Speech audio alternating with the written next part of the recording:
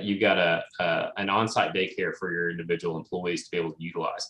That really wasn't the trend that they were talking about. It was really just facilitating either helping offset costs or giving the flexibility for them to get their children to daycare or to a facility, or utilizing resources.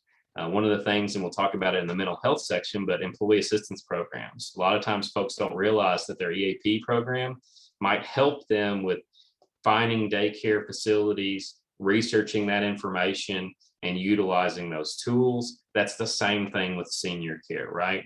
Maybe it's as far as its benefits in relation to help offsetting costs, but it also could just be resources to help you plug and play where they can get help and what you can do for those individuals. So the caregiving is another piece. When it comes to that, has anyone implemented any differences for caregiving benefits, childcare or elder care in recent months? And I don't know that I've ran into a lot of folks that have, but I think this is a national trend, and I think it's interesting for us to collaborate. And in this environment, for y'all to collaborate on how could that look? How could that work? What could we give back to employees to help facilitate that? How can we, if nothing else, how can we encourage the benefits that we already have in place that could be supporting them? Dependent care FSAs are wildly underutilized when we come to benefit side of things, right? How do we make sure that employees know that they have tax benefits to help offset the cost of the care that they're needing to provide to their kids or parents if they're dependents, that we have those resources available to them, and maybe they're just not utilizing it. So education can also be key there.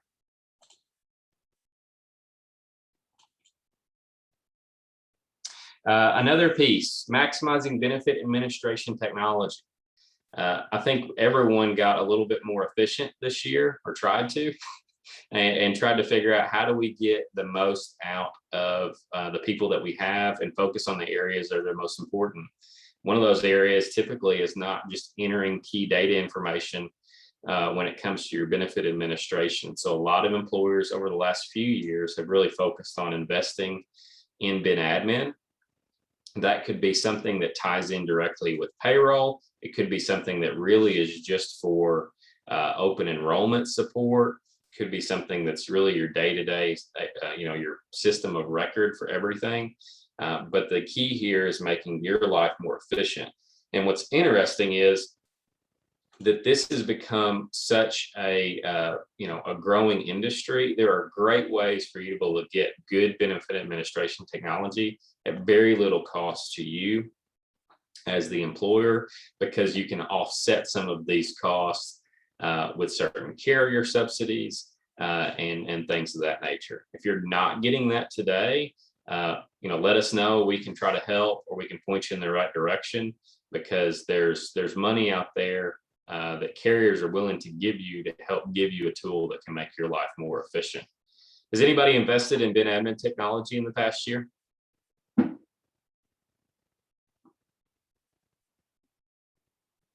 Did you already have it, or is it still like, this is the bane of my existence? I'll put it that way.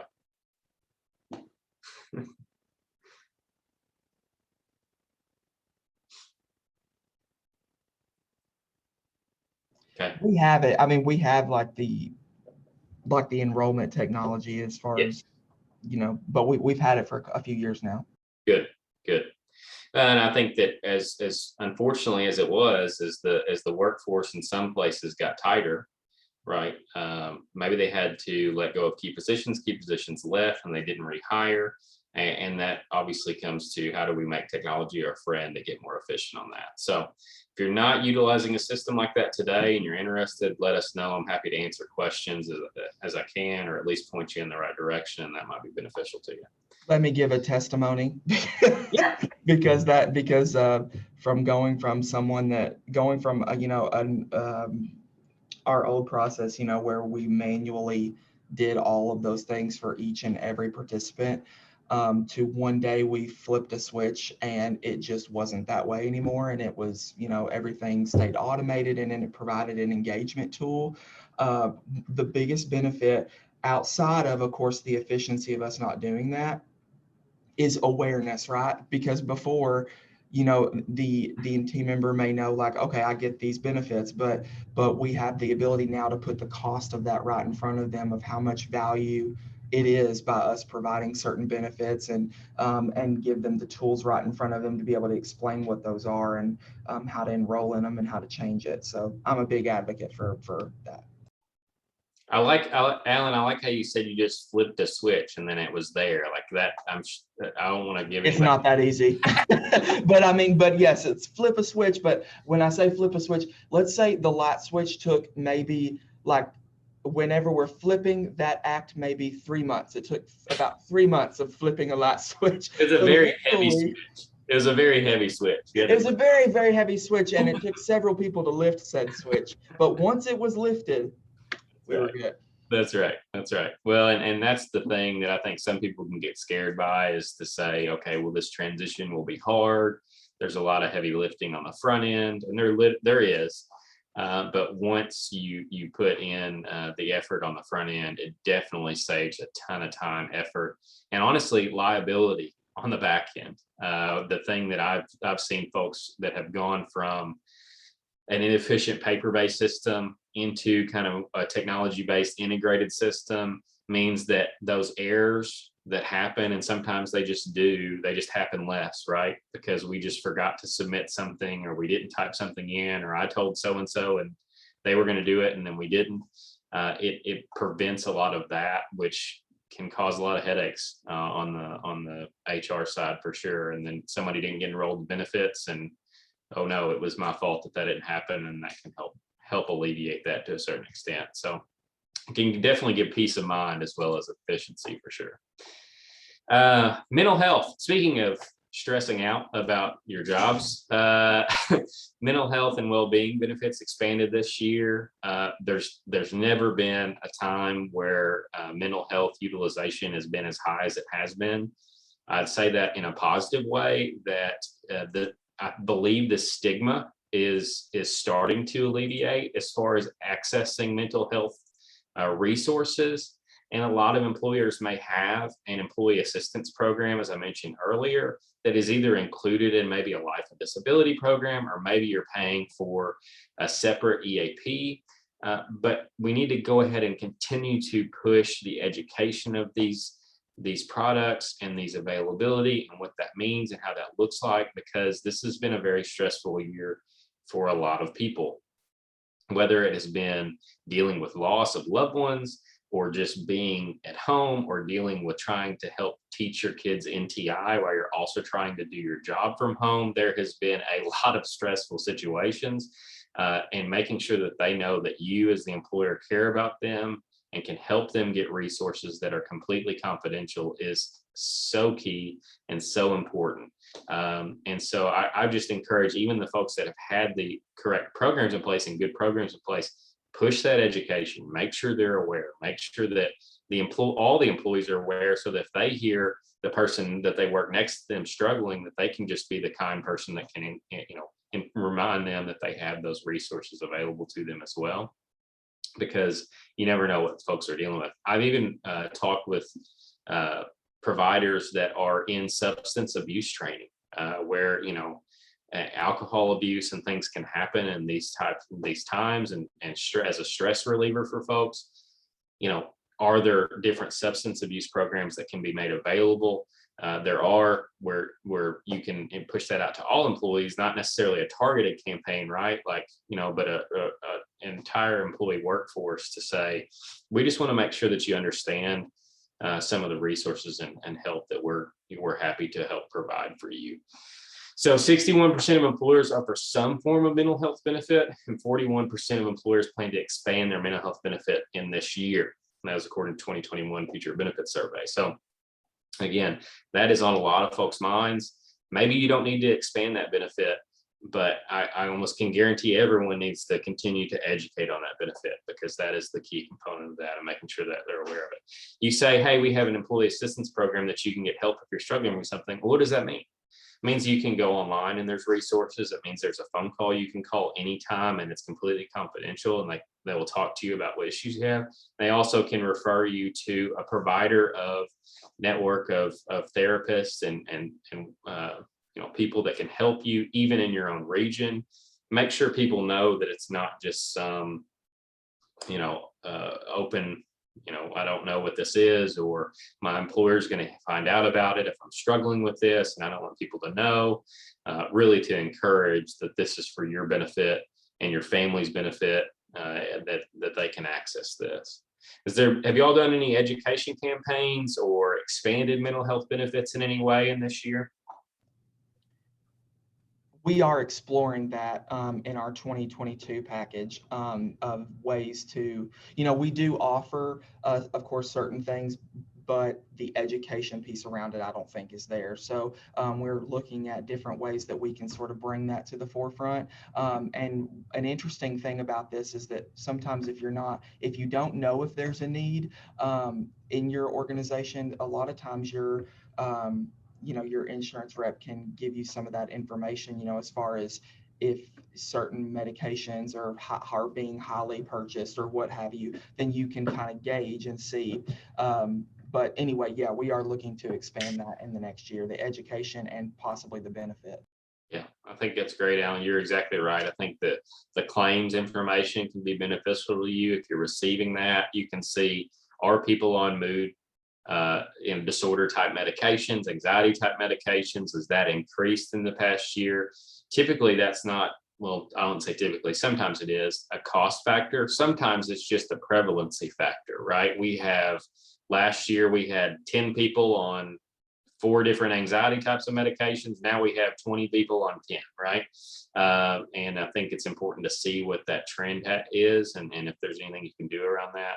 But again, I think education is definitely key around it. So there are free resources in this department, typically with your life and disability carriers. If you don't have a current EAP that's built in, or you don't recognize that it is, talk to your insurance agent or talk to your carriers you work with, and they might be able to help plug you in with resources maybe you didn't realize you already had.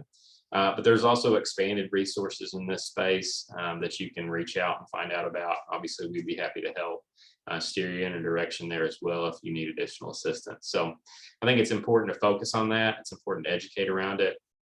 And even in wellness benefits, if you have a corporate wellness plan, to put this as a component, not, hey, we want to make sure all of our people see a therapist. I mean, we all know you need to see a therapist, but we can't really tell everyone that, right? But I think there is a piece that says, let's give some educational sessions. Let's do some things for our team as a whole to remind people. Let's make it in the front of folks' minds so that they can know where they can get the help they need. And it doesn't always have to be the sky is falling, right? It could just be that those small things that are struggle, legal issue, anxiety issues, those are things that also you need some help before they get too bad.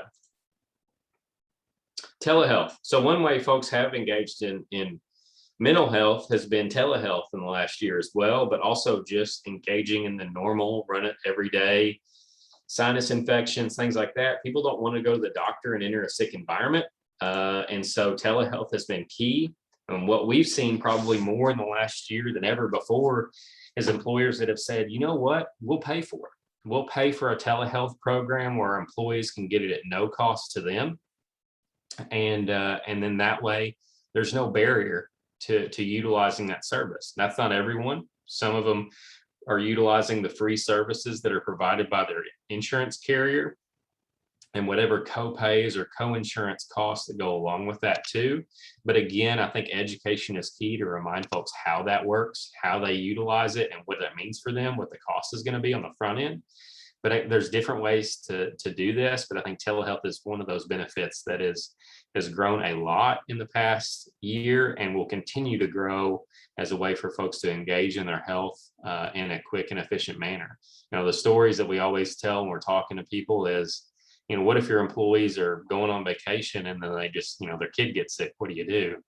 This is a cost-effective way to remind people that they have access to this, whether it's paid or their cost. It's going to be less expensive than going to an urgent care in Florida. So make sure that people are aware that that's available to them, and that can be a word of mouth benefit that gets pushed around to say, hey, this was super easy.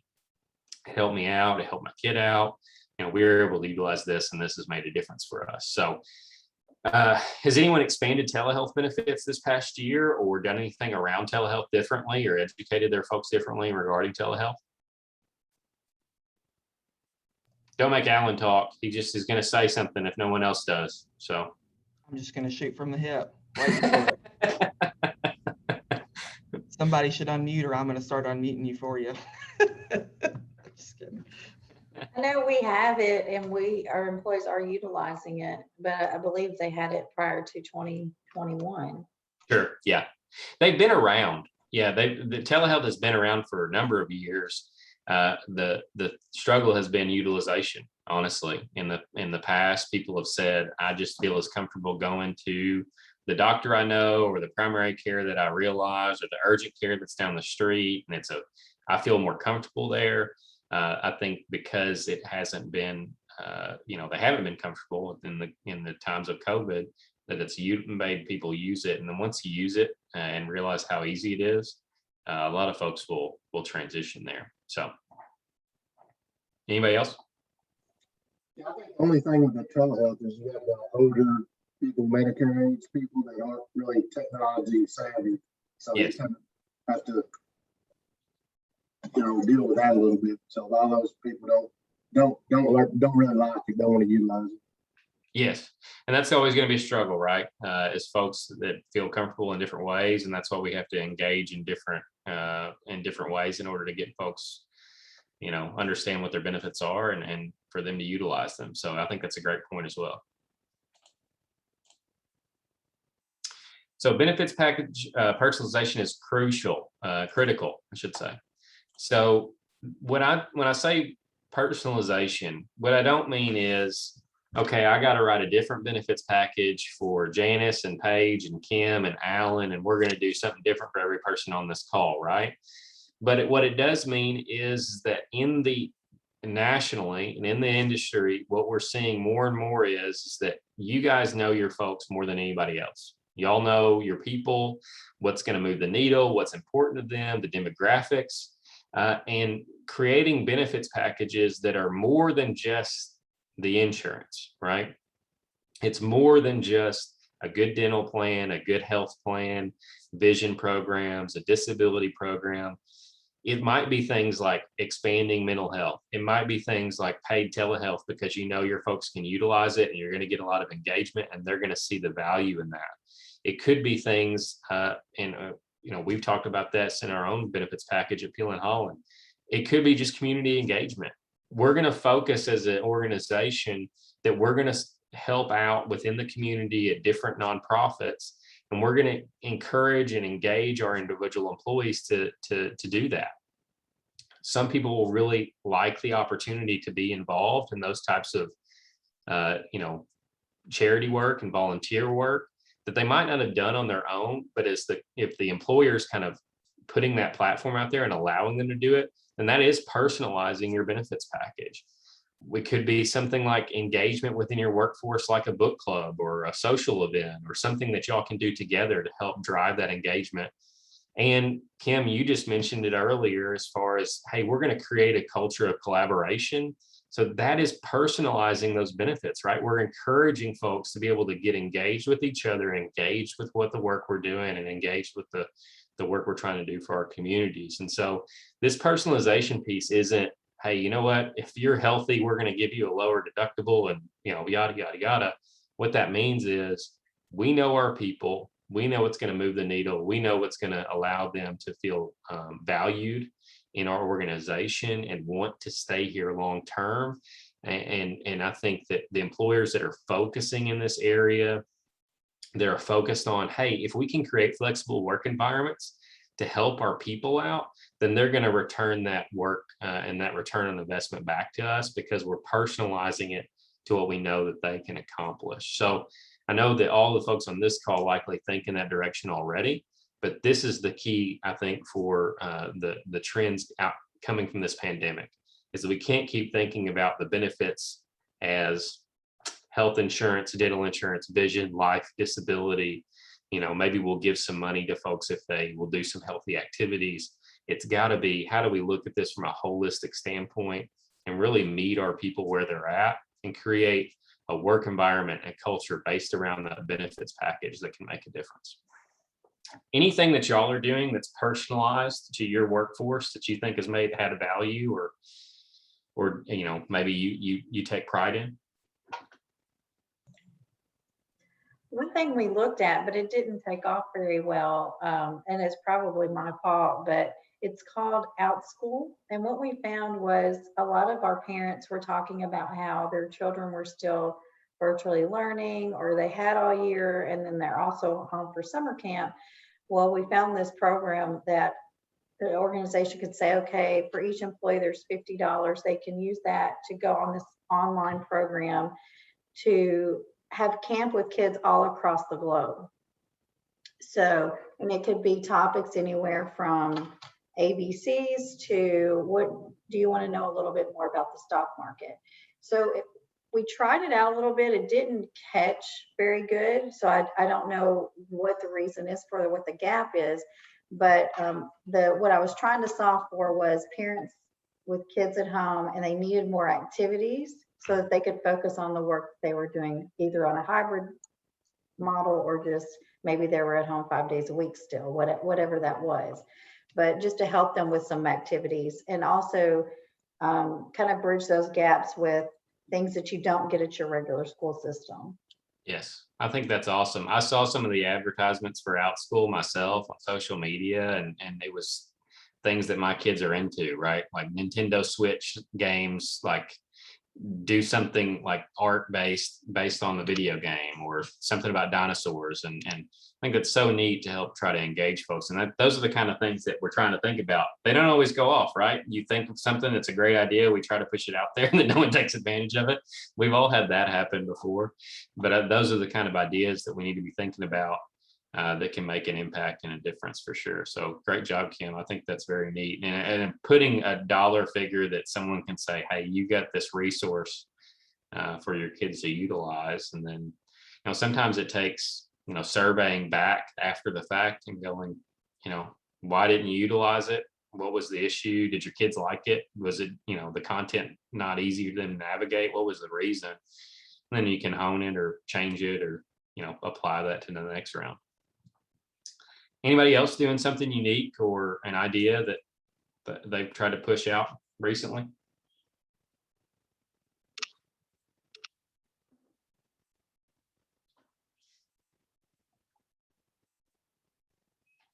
Hearing none. Okay, I didn't just make all these areas up, because a lot of these were included in a recent SHRM article as well. That employers should focus in these 6 areas. So telemedicine, mental health, workplace flexibility, diversity, equity, inclusion. I didn't include it in this, but obviously that's been a topic of a lot of discussion of late, and ways how we can improve on that in the workforce as well. And then financial wellness. I think about wellness in that holistic standpoint of mental health, physical health, and financial health. How do we get employees the ability to utilize resources to develop a budget and to do more from the financial sector? Now, I know we have employers in our region like CFSB that will provide some of those things for employers, but maybe it's just bringing a consultant to help. Maybe it's just providing some basic tools and making sure they're aware that they're out there. When this relates directly to the health insurance world, because the majority of people don't have $1,000 in a savings account, but their deductible is $3,000 or $4,000, $5,000. If they have one medical event, you've got an employee that can't focus on work because they're afraid they can't pay the doctor bill. So helping that financial piece is crucial, especially when we talk about the rising cost of healthcare as well. So that was according to SHRM. So y'all can't argue with that. And then data. One thing I'll say is that COVID, the industry as a whole, when I'm talking to the insurance carriers, underwriters, people in this space, everyone is anticipating a COVID bump when we get through this pandemic, right?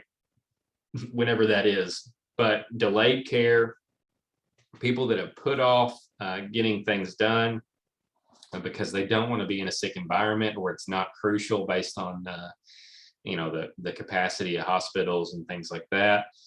We're expecting that a lot of that will hit at some point. The trends for a lot of these insurance carriers have gone up significantly because of that. I haven't seen the bump yet. I've had a few employers that have had increases in cost, based on some things, some delayed care, but not on a holistic level. But we do anticipate that it's coming. Do y'all know, have you seen anything in your space from a claim side that has been in relation to either COVID claims or, post-COVID claims? I'm curious if anybody has noticed that on their side of things. We have a 7-day waiting period before short-term disability benefits kick in. And our union employees have filed a grievance on that due to COVID, saying they shouldn't be required to use their PTO to cover that waiting period. Wow. Okay. That's crazy because that waiting period's always been there. Yeah. Yeah. Welcome to a union environment. That's right. I have one too. That is right. Don't tell your people that, Vanessa. I'm one.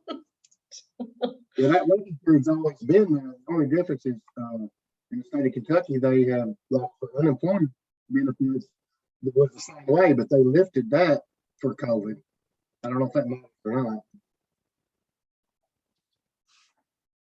Yeah, I think it's very interesting to see what kind of things do happen out of those. And I think it'll be interesting to measure claims. If you aren't getting claims information today, what I will tell you is anticipate where your insurance carrier is to load the expected trend of a COVID bump into your renewal. So even if the claims haven't hit or they have hit, I feel like most carriers are going to be pushing for a more than a justified increase in order to offset that potential. So it's important for you to get to gain the information you can so that you can combat that. When we talk about cost you control, and again, I'm on a lot of times on the self-funded side of healthcare, you look at where your costs are coming from. It's not from the administration portion. It's not from, in this case, stop loss premium would cover about 15% of your cost. If you're fully insured, premiums taking up the whole pie, but of that pie, a good portion of it is coming from your own medical claims, your prescription claims. If you're not receiving the information, if you can't dive into that and know what's real, what kind of claims you have, what's ongoing, what's not, oh, we had that very sick person, but they are healthy now, or we had that very sick person and they are no longer employed by us, and we can't challenge the carriers on that, then you're going to be put into a position where you can't really defend what they're telling you is that, oh, well, claims are going up, or, we're expecting this COVID bump to hit, and we're going to have additional claims to offset this year. So you're going to have to pay a 15% increase on your premium in order to offset that. If you don't have that information, then you lose your negotiating ability there. And so we just encourage everyone to get access to that information if it's possible for them. If you have questions on that, I'll be happy to help any way I can. So are you trying to say that they have effectively learned to predict the future, DJ? No, I know that this is the predicting of the future, Alan, is that healthcare is going up. Everyone knows it's going up. So we're going to tell you it's going up at least as much as it is, if not more. So at the end of the day, it's, you know, it's a lot of it's based on trends, and what the difference is there's an actual trend that has happened, and then there's an expected trend. And whenever you held on the cards and you say the expected trend is X percentage, then it's hard to argue against that unless someone knows what they're doing on it. So yeah, I can predict the future for you that it's going to be hard to come by a flat to negative renewal this year or years in the future, unless you have all the information you need. Some of the financial levers that some folks are pulling to help offset costs, and this is just, I'm going to do some quick hitters here, but increased HRA contributions. If you're fully insured, an HRA is a great way for you to just kind of dip your toe into the self-funded side, because you can control that IOU back to employees, and the only thing gets paid out is the claims that actually happen. So that can be a way for you to help take more of your own costs into your hands, but not go all the way into a self-funded type of environment. Chronic versus non-chronic claimants. If you're getting claims information, hey, focusing on that at-risk population and how can we help those people, that can be a huge piece. Plan deductible modeling. Unfortunately, a lot of times if you don't have claims information, you're really just looking at plans and saying, okay, well, I've got a plan that's a $2,000 deductible with copays. If I take the plan that's got a $3,000 deductible with copays, then how much my premium go down? Well, it doesn't really mean your claims will go down by that exact same percentage, right? It's just saying, okay, what can I afford to pay for, and how can I get there? If you're getting good claims information, a lot of times we can do plan deductible modeling that allows you to see, hey, you know what, if we moved to that plan and we had that last year, that would have saved us more money than what they're giving us, and it gives us an opportunity to negotiate back with the carrier. Or, hey, this is a really good deal because they're giving us actually more off of our costs than we would have received. So it can go both ways on that. Network discounts is another thing. Anthem, United Healthcare, Humana, Cigna, whatever networks you're utilizing, or even reference-based pricing. Are we getting the right deal, the best deal for our employees and for us as an employer? Wellness programs. This isn't always necessarily a financial lever in the sense that you put in a wellness program and ask people to run 5Ks and you're going to see an immediate return on your investment.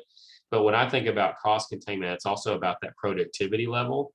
And if we're focusing on the mental health, we're focusing on the financial health, are we going to be getting more out of our employees as well? And I believe that you would. And then moving to self-funding is a way that you can maybe impact those financial levers as well. So what's next? Well, I think for everyone, it's reviewing what the national trends say. It's reviewing what's worked and what hasn't worked within your own organization. I'm a firm believer in surveying your employees to ask what's been impactful, what's been a struggle, what have they valued within our organizations, or what have they needed out of our organizations, and taking that feedback to heart. How can we improve? And it's finding out what would make the biggest impact, the best return on your investment, and then optimizing your benefits program to try it out. It might be like Kim. We really think that the OutSchool program is going to be one that people would take a lot of value out of. We try it out. We don't get a whole lot of hits on it. Well, it's back to the drawing board. How do we survey our employees? How do we look for the next thing that's going to make an impact for them as well? So that's all I've got. What questions do you have?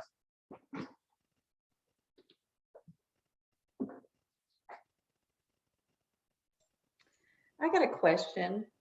Yeah. For those of you that have created a flex work policy or a hybrid model policy, how have you guys dealt with the,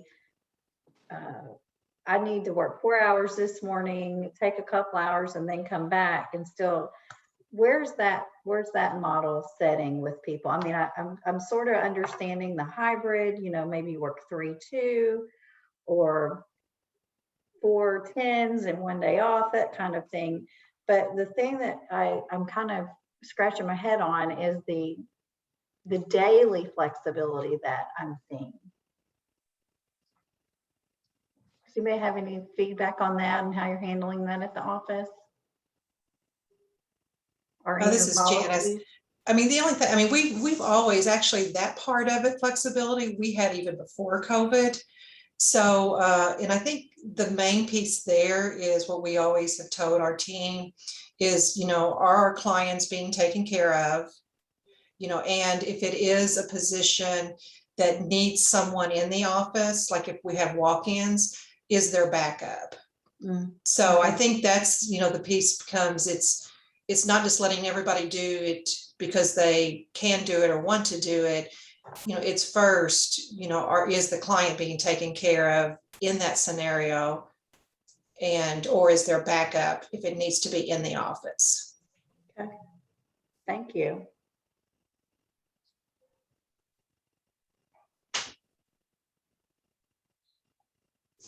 Great question. Anybody else?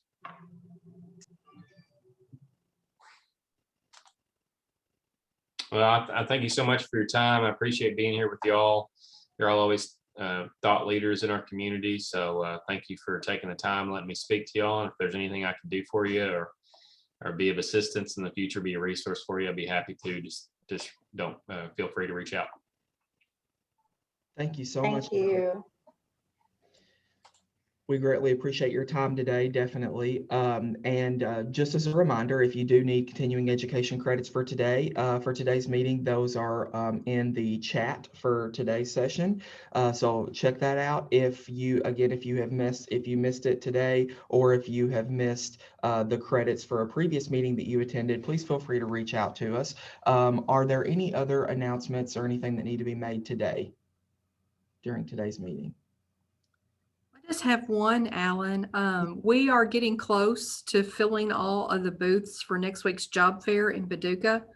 So if you're still kind of thinking about whether or not you want to do this or not, go ahead and reach out to me and let me know, because we're getting close.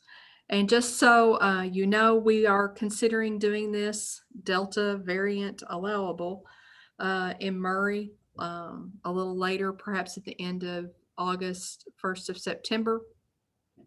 And then I think we're going to do it again after the Banana Festival in Fulton. So we've got these activities coming up with the Workforce Board. I appreciate everyone who's already registered for the job fair, but if anybody else is interested in using it as an opportunity to recruit, just let me know. Thank you. Thank you all so much for your time today. It is 10 o'clock on the dot, so we will go ahead and adjourn. Again, thank you all so much. We look forward to seeing you. Again next month. We have an exciting presentation on best places to work. So we will talk to you all then. Thanks, everybody.